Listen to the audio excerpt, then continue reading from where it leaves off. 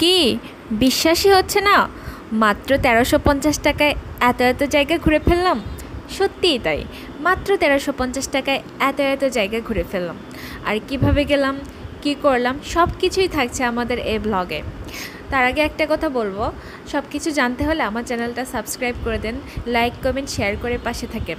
আপনাদের like comment share আমাকে আরও উৎসাহ জাগাবে নতুন নতুন ভিডিও বানাতে। আমি যেহেতু ইউটিউবে নতুন, সেজন্য বলছি। যাই হোক, কিভাবে কি করলাম সব কিছুই থাকছে আমাদের এই ব্লগে। প্রথমে একটা কথা বলতে চাই, আমরা যারা স্টুডেন্ট তারা অনেক সময় বাজেটের জন্য ঘুরতে যেতে পারি না, কিন্তু এত কম টাকায় যদি ঘুরতে যাওয়ার সুযোগ হয় আমরা তো সবাই যেতে যাব। কিভাবে সম্ভব হয়েছে বলছি। ট্যুর গ্রুপের সাথে চলে গিয়েছিলাম।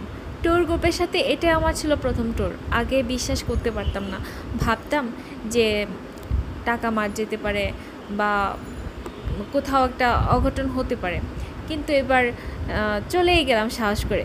মনে হলো নতুন অভিজ্ঞতা নেই, আর যেহেতু ব্লগিং শুরু করেছি আপনাদের সাথে নতুন নতুন অভিজ্ঞতা শেয়ার করাটা আমার কাছে খুবই গুরুত্বপূর্ণ মনে হয়। সেজন্য কথা না বাড়িয়ে বলছি কী কী ছিল আমাদের এই প্যাকেজে। আমাদের এটা ছিল একটা ডে লং ট্যুর, আর এই প্যাকেজের মধ্যে ছিল 2 বেলা খাবার আর যাতায়াত, তারপর বিভিন্ন জায়গায় এন্ট্রি ফ্রি, নৌকা ভাড়া, সব কিছুই ছিল। আর তার বাইরে যদি আপনি খরচ করতে চান সেটা একান্তই আপনার, কিন্তু খুব বেশি একটা খরচ করার দরকারও পড়ে না।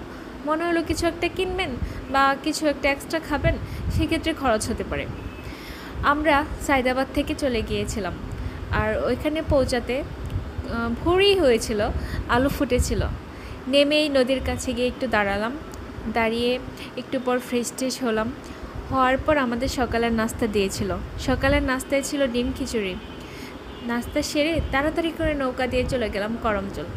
সেইখানে অনেকক্ষণ ঘোরাঘুরি করলাম। চারপাশটা এত নির্মল, এত সুন্দর।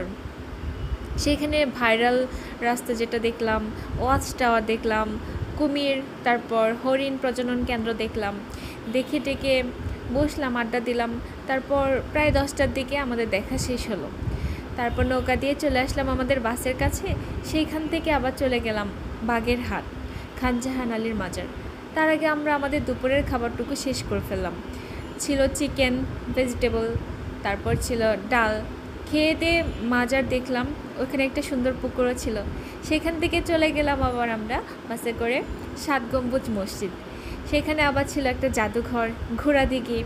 সব কিছু দেখে দেখে শেষ করে 3টায় রওনা হলাম ঢাকার উদ্দেশ্যে। 9টার মধ্যে এসে চলে আসলাম।